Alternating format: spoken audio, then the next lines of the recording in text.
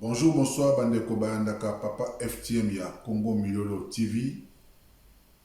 Na pesi bino mbote mbote mingi na place bozali, na ba famille na bino. Lelo tozali dimanche 24 septembre. Na ndenge kaka comme d'habitude, na ndenge émission na biso ya sika Dave ezali dimanche à vous. Na émission na biso ya dimanche à vous lelo toko beta kaka makambo ya mboka. Na tia bino mwa ba quelques images ya makambo oyo nto toleka mikolo nyonso na mboka. Ezala makambo ya ba video etimanga, makambo na ye ya kimuyibi, ba makambo ebele na omeko tia bino ba image nyonso ya ba événement nyonso tout presque oyo eleki mikolo oyo.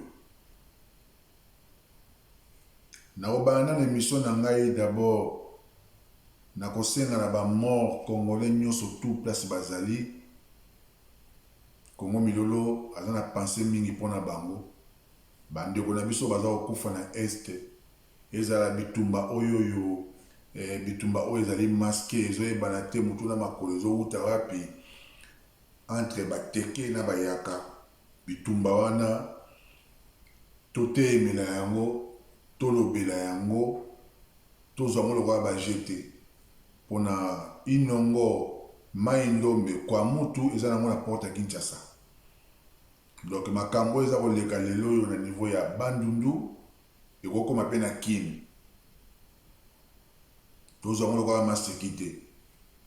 Il faut koteemela milimo wana. Congolais conscient ayebi ke makambo wana eza na bato bazali nsima ya makambo wana bazali. Toza bana mikete. To sensibiliser population na biso baza na bolingo ya mboka balinga mboka na bango. Bitumba wana ya ba machine okata mutu na ba machette koboma bato soki na bandenge nini nini tozomona ba image ezosala pasi.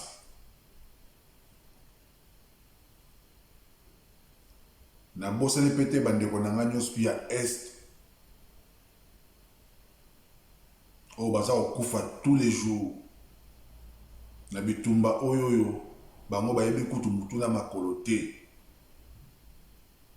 Na ba contrat oyo bango bapolitisa bakokende kosinya ngo butu na moi ba innocent baza kokufa. Naza na pensée mingi mpona bino.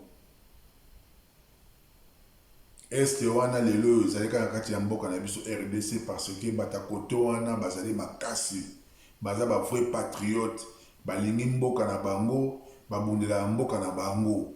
Soki ezalaki bango te tokoteka na FRDC nde este wana mombekena nango, nde parti ya este wana mombekena nango.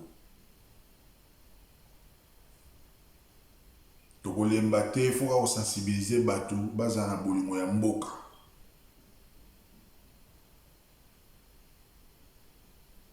Oza na mboka moko kaka Congo, il faut linga mboka wana, il faut protéger mboka wana. Lobby bana baotika na mboka nini soki yo lelo yo yoteka mboka na yo, bana na yo baotika na mboka nini, bakoko na yo baotika na mboka nini.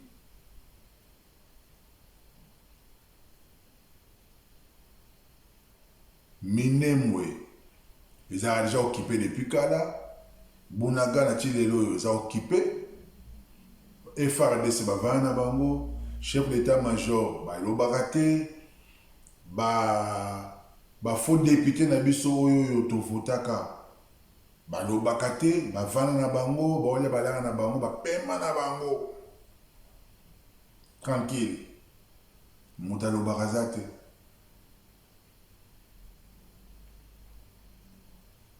Baboma ba Congolais, baboma bana, batata, ba mama, mutu alobaka za te.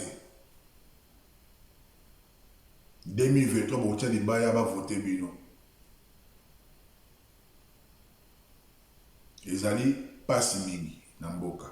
Lelo oyo yo na kotia image moko ya kamera ndenge sangi piaka na ye na Goma, bokomona yango. Et puis ba déclaration ya Prof Mbata. Prof Mbata ya kanisaki ke démocratie koti na mboka bamakambo ebele azali dessus na gouvernement en place boyoka notia ya mo vidéo na ye nasi mosusu bomonaki yango me na kotia yango et puis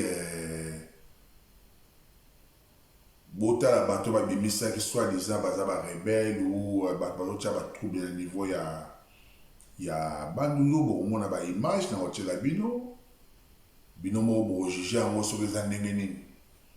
Mais mpo na ngai namoni yango eza neti eza un peu louche. Batango nde baza kotika baminduki soki otali yango boye ozomona mpenza eza biloko moko théâtre moko boye bien organisé mpo na kaka kopanza yango kolakisa na mokili ke bon biso tozali leta aza wana toyaki wana tosali boye mais na kotala mpenza bozomona kaka neti kaka théâtre quoi. Bazwi bato mo basimisi bao baminduki baofilme wana basoda bani ok makambo eza kolekana entre bateke na bayaka eza makambo mosusu.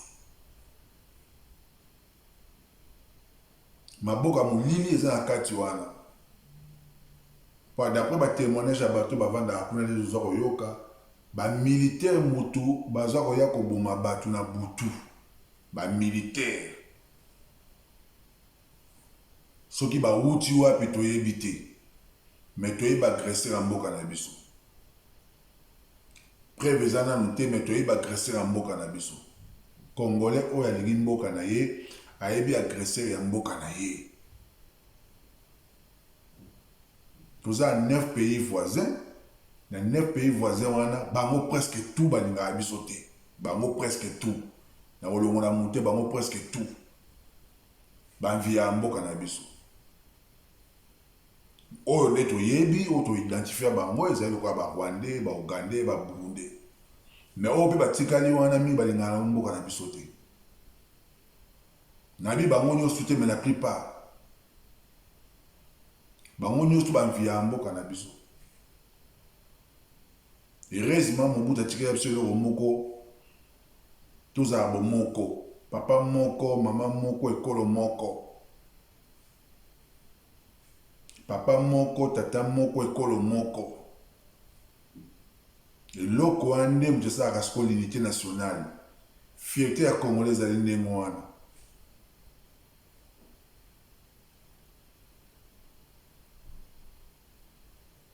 Eza eloko ekota congolais na kati ya makila na ye.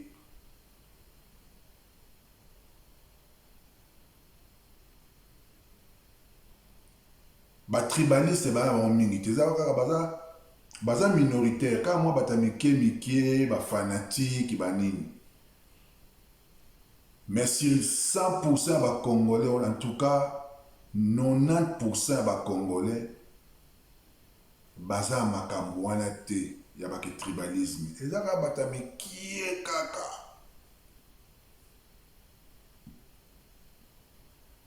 yango nde eloko nde bapaya bakokobotola biso mboka te mpo na yango tolingani makasi toza badefo na biso ya kofingana ya kotongana ya nini ya kofunda mutu basongisongi kokritike ezali na bacongolais wana bakaraktere na biso me na ndenge ya bolingo ya mboka tozala pena na ndenge ya bolingo ya mboka bacongolais mingi balingi mboka na bango epi tant congolais alingaka mboka nde atala ekolo te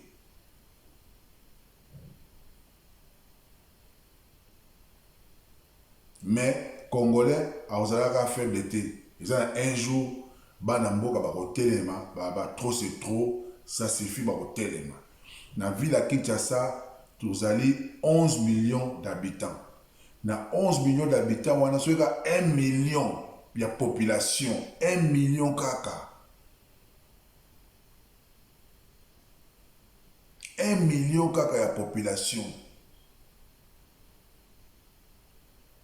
babimi na kati ya ville ya Kinshasa wana partout makambo échanger ata otili soda kobeta masasa kolemba okima ye moko ba homme politique ba okima mutu ayebi kasala mabe ayiba mbongo ye moka kokima bakanga ye mais un jour oya kaka ezali lomo batindaka bato te Nzali omuka bondima te moko mosuka elo omuka mokele événement moka moke kutu ya mokie kaka yango nde epesa moto peuple abimi libanda. Na kotiela bino lisusu ndeko moko ya IDPS oyo abandaki kofingafinga bato ye moko akomi kolelalela baproblème akomi okritike gouvernement et puis makambo ya mama constitution ya mboka ndenge bachangea yango boyebi yango bato bakendaka ba Sun City, bato bakendaka ba Nairobi, bato bakendaka na ba Genève, bato bakendaka na ba États-Unis koluka ba décideur. Constitution ya mboka na biso bachangea yango mais bachangea yango na ndenge ya mabe. Il y a même des Congolais qui ont signé ce traité, signé yango. Ba Congolais yango bayebani.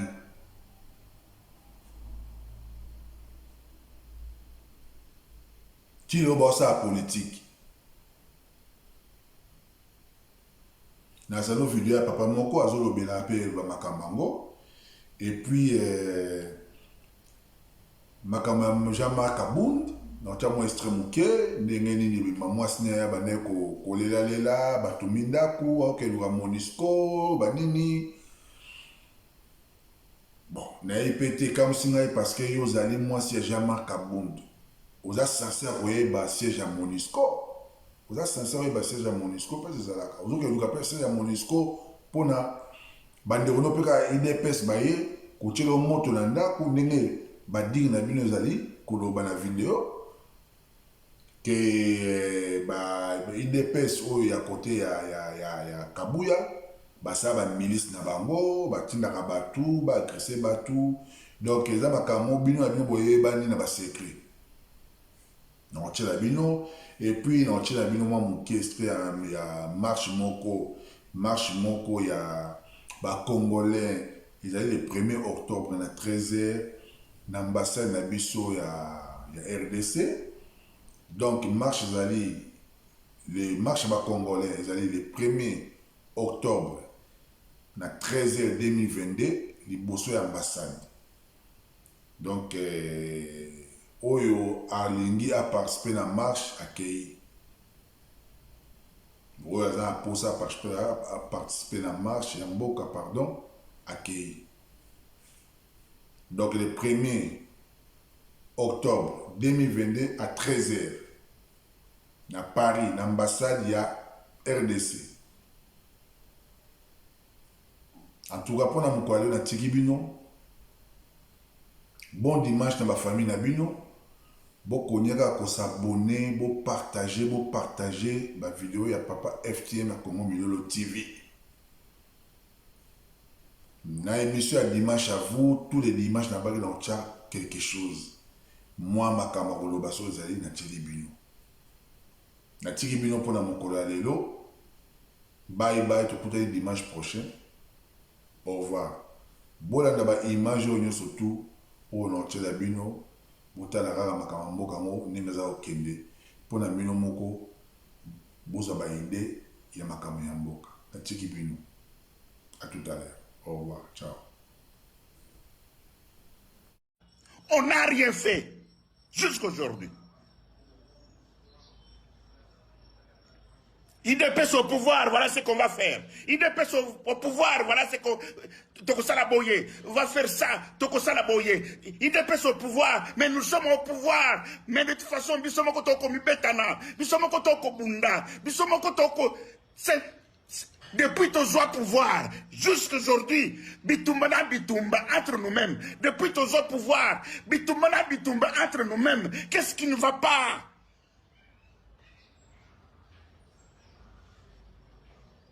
Oya lobi boye, oya lobi boye, oya kende kikuna, il y a toujours, depuis ton pouvoir, ti le loyo, ezaka makambuya, bongo e bongi. Kuna yibi 14 millions. Kuna bapesa qui 32 millions. Kuna bapesa qui 22 millions. C'est tout ce que nous on va depuis que nous avons pris le pouvoir.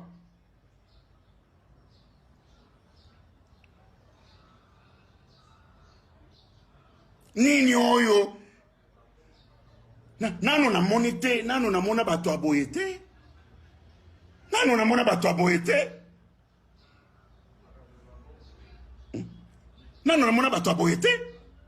Depuis toujours pouvoir tile lobby tumba na bitumba. Oh kuna lobby boye, oh kuna zui kuna 14 millions ebongi, 20 ebongi, 45 millions ebongi, oh tout ça. Mais ce pays a été dirigé avant biso toujours pouvoir les qui dirigeaient pas bateau. Toyoka kama kambo boyete. Toyoka kama kambo soni boyete. Mais qu'est-ce qui fait que biso toujours pouvoir Butumoi, boni kuna, bayibi mbongo. O boni kuna, bayibi mbongo. Batuana bazakolo ba makambuana ya bayibi mbongo. C'est nous-mêmes. Nous-mêmes. Oyo bazako bimalibanda ke mbongo ebungi kuna. Biso moko bana idepes. Ba oyo bazako lekana ba media. Pona koloba mabe ya bana idepes. Ya ba membre ya idepes. Ba dirigeant ya idepes. Biso moko bana ya idepes. Kombo na yo nani, fandi na mboka nini, na secteur nini, pe na territoire nini.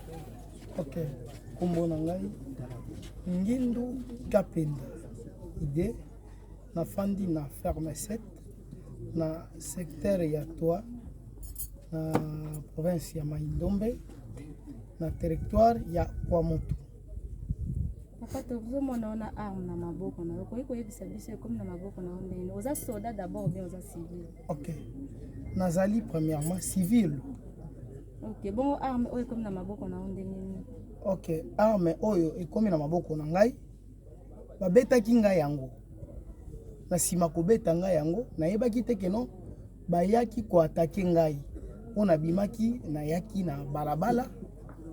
Nazalaki na ngai elongo na baleki musu na yaki na bango nga a tokende totala nanu ndenge nini na balabala mituka ezokoleka to te nde na yaki nde na bato oyo bazalaki na moto alataki manton ya mulai abombaki munduki na ye na sima comme nazalaki na protection na ngai na tambola na yango na nzoto muto munduki atelemi kuna muto moto azalaki wana abaloli moto atalisi zela ya okende muchetu apesaki bango boni bino muto répondre ngai te na balukaki mukongo ngano nakende epai ya nokonoko na niveau ya mboka nini bikana na bikana place na entrée obokotelaki boutique moko to utiliser kabiso nyonso même la ferme soko ye wana te okiye na mako na bikana ndeta on ki noko pesa biso almet pesa biso makaya to kende na yango mena yokaki na mukongo na ngai arme eleli masasi gaga na balukaki na talaki sima na ngai mutu oyo alataki manto nde mutu abimisaki yango nde abimisaki yango nga bazali bangunia nayebaki te balukaki na baleki tobandi kolanda ye mutu ya moto ademare ntango mutu ya moto ademare abandi kokima elongo mpe na ye asilisi afungulangu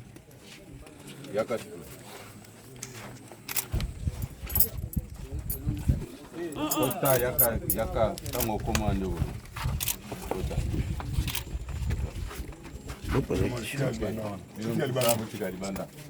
Mbote, comment na yo nani? Oza mwana nani? Mwana papa ho. Loba makasi, uti na mboka nini? Uti na mibe. Oyo sa nini awa? Na yeko tika mandiki oyo. Loba manduki yango uti wapi? Mandiki oyo uti na mibe. Fongona na totala ngo.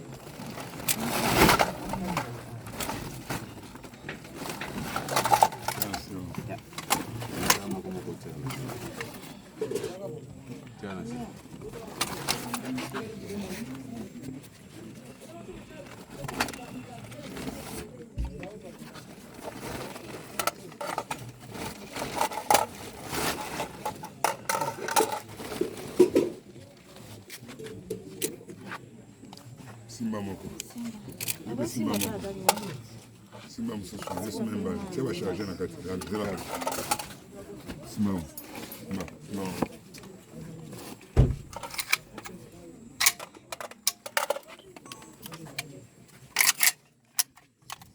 that's all c'est prochain.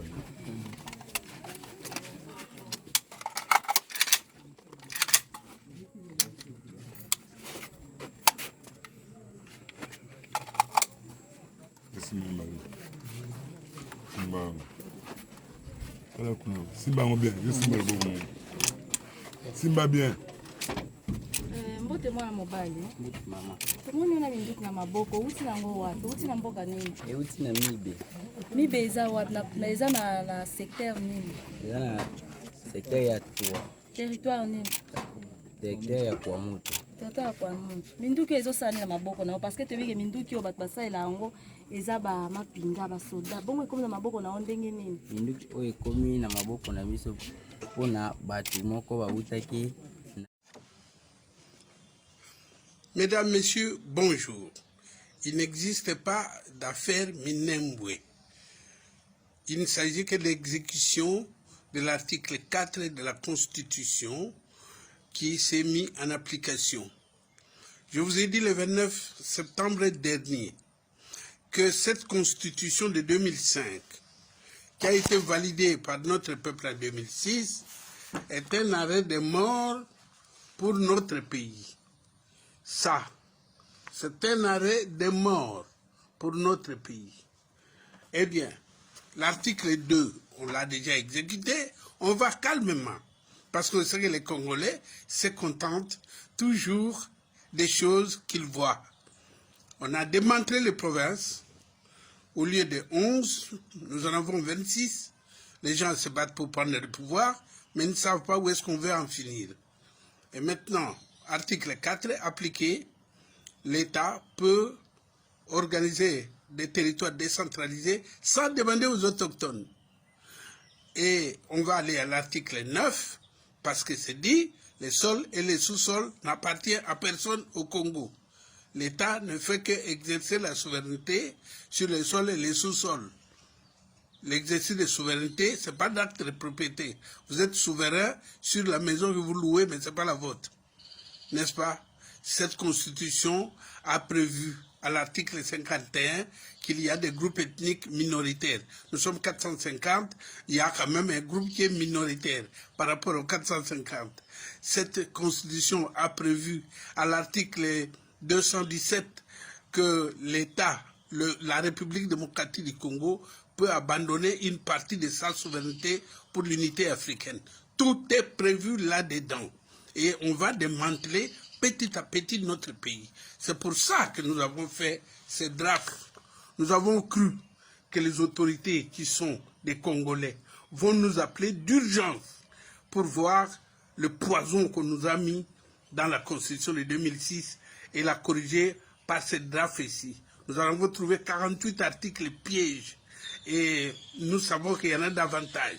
Donc il suffit qu'on nous reçoit, je fais des demandes chez le président de la République, chez le président et chez la présidente du Parlement, chez la présidente du Sénat, personne ne m'a reçu.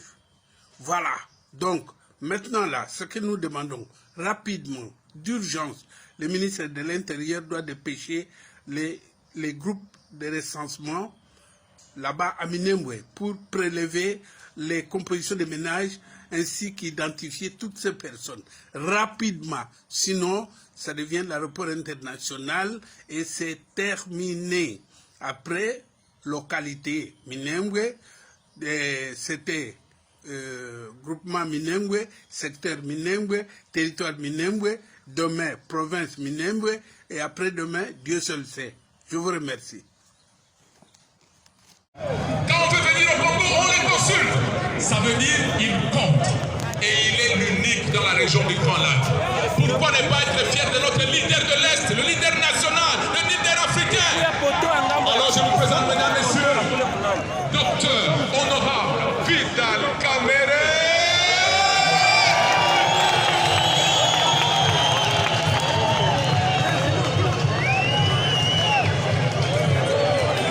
leo niko na message ndio ya banduku yangu baku Sud Kivu, Nord Kivu, ya banduku yangu bote baku Est. Jambo yenu mbele banduku yangu, mimi nimependa sana, ni mimi nduku yenu. Mimi nataka kumiambia banduku yangu, mwache kufata ba politique parce que beko bakwenu, parce que beko bakabila yenu, parce que muko na bo tribu moyi.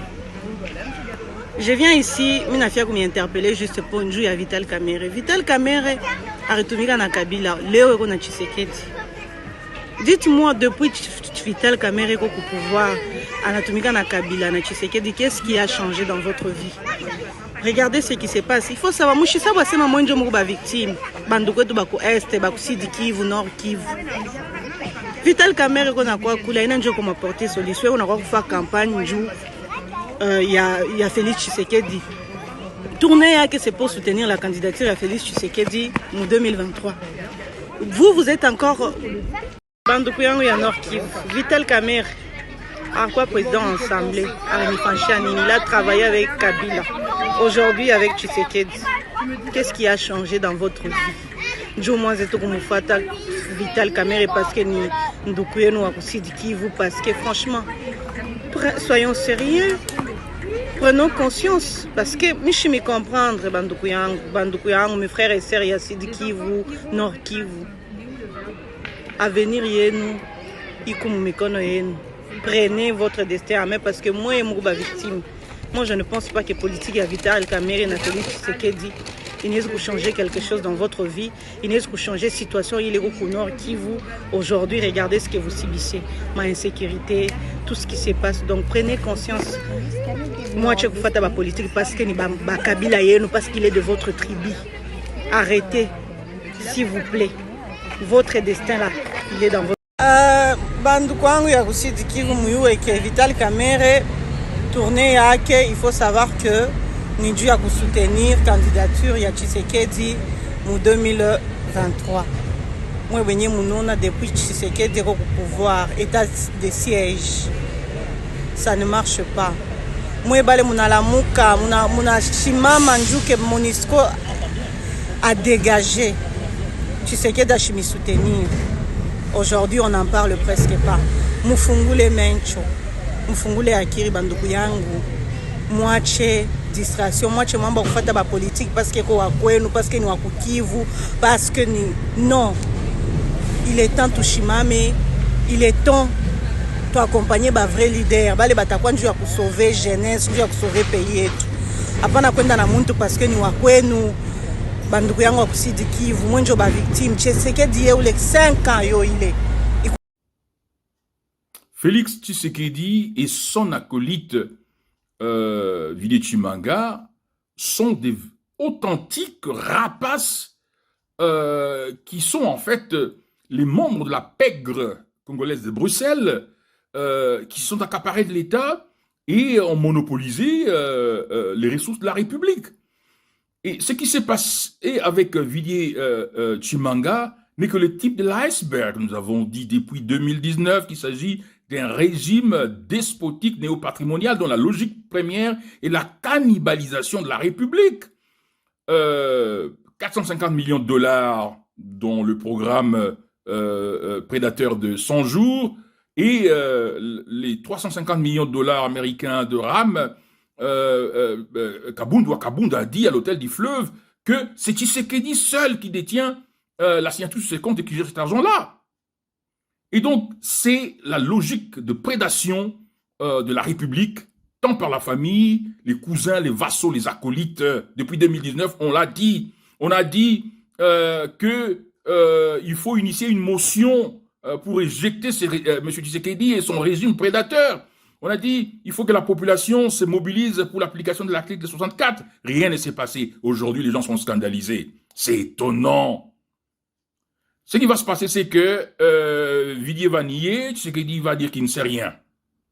Et nous avons malheureusement une Assemblée nationale corrompue, un Sénat corrompu, qui n'a pas été capable d'initier une investigation vis-à-vis de la présidence, vis-à-vis de toutes ces ressources financières qui ont été dilapidées dans Tchilégelou, dans RAM et même dans les projets 100 jours.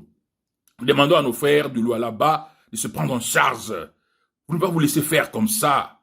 Et ça va continuer, croyez-moi. Si vous ne vous mettez pas debout parce que l'Assemblée nationale est corrompue, le Sénat est corrompu, la classe politique est vassalisée. Moi, un jour, les bandouillants, katange, mukoloe, si mushimame, mushimame, il prédation, on a fait, on a tout na or, na cuivre, mou pas na riaria. Moi, un jour, tout a tigre, tout a revolutionary, mushimame, enfin, kintu fulani. Nous avons parlé de l'état de siège parce que nous sommes en train de le constater ici, à province du Nord Kivu, mais particulièrement ma province. Nous avons vu pendant ou depuis que l'état de siège a été décrété en province du Nord Kivu, rien ne marche. Plutôt, les choses sont en train de s'empirer de plus en plus. Pendant qu'il y avait le gouvernement des civils, le gouverneur civil, il n'y avait pas M23, il n'y avait pas plusieurs groupes terroristes, plusieurs mouvements insurrectionnels qui sont en train de sévisser dans le parc, dans plusieurs milliers, dans plusieurs territoires. Aujourd'hui, nous sommes en train de voir maintenant comme si c'est l'état de siège animé par un gouverneur militaire. C'est lui apparemment qui est en train d'activer les groupes terroristes ou les mouvements insurrectionnels sur le sol ou sur le territoire de la province du Nord Kivu. C'est pourquoi nous demandons le départ de l'état de siège. Et là, ça doit être effectif parce que nous sommes en train de voir que l'état de siège, par rapport à notre constitution, nous risquons d'être écartés au processus électoral parce que apparemment il y a une dictature qui se vise aujourd'hui dans la province du Nord Kivu et dans la province de l'Ituri. Vous allez voir par exemple dans ce système juridictionnel, aujourd'hui on est en train de faire des choses comme si la population n'a plus son droit en République démocratique du Congo. C'est pourquoi nous demandons le départ de la MONUSCO, le départ de l'état de siège. Et cela s'est fait par plusieurs actions. Et toutes ces actions, il y a par exemple la rue que nous sommes en train de continuer avec les actions de la rue. Il y a par exemple la pétition qui est en train d'être signée, qui est en train d'être valablement signée. Il y a plusieurs actions que nous ne pouvons pas annoncer ici aux médias parce que c'est aussi une stratégie. Pourvu qu'ensemble, toute la population du Nord Kivu et de l'Ituri, nous puissions recouvrir et obtenir le départ effectif de la MONUSCO et de l'état de siège sur les deux provinces qui restent toujours victimes des atrocités causées par la MONUSCO et causées par les groupes terroristes, causées par les mouvements insurrectionnels et par les autorités qui animent l'état de siège.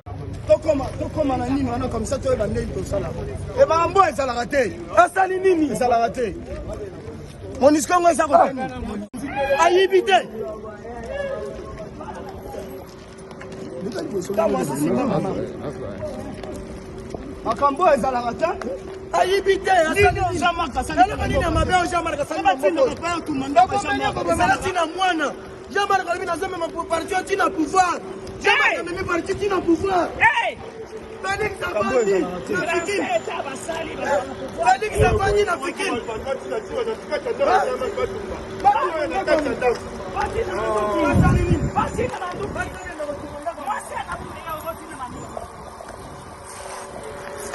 Hey, zambe na ngai bana na ngai.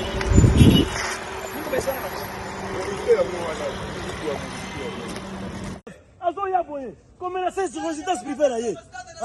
Résidence privée là yé. Aye comme menacer pour la nini. Asali ya nini. Il est en prison illégalement. Il est en prison illégalement. Ovandi boye mabanga machete bandi ko. Bandi ko mabanzi ba vitre ndak. Pourquoi Félix doit faire ça? Babanzi ba vitre ndak. Jean-Marc Asali na mboko. Babo meli Jean-Marc Amwana. Tobi makina Félix toka na yesi na bondeko. Tobi misimwana.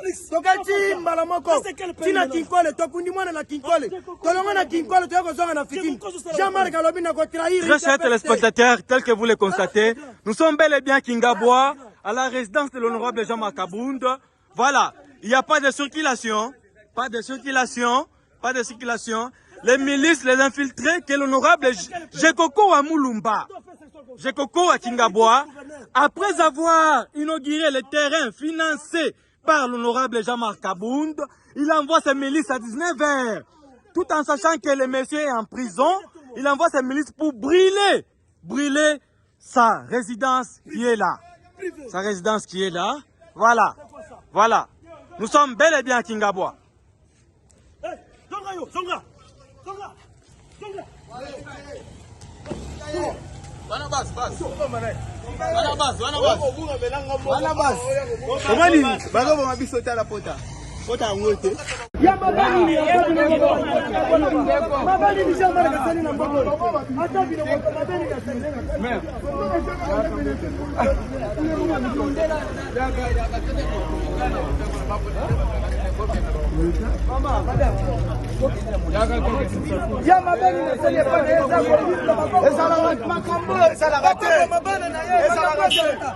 Chibala Chibala Yamoko, attacking Moko, Sani attacking Moko, Bama ba Peter Gazari attacking Moko, Jamaica Bomelon.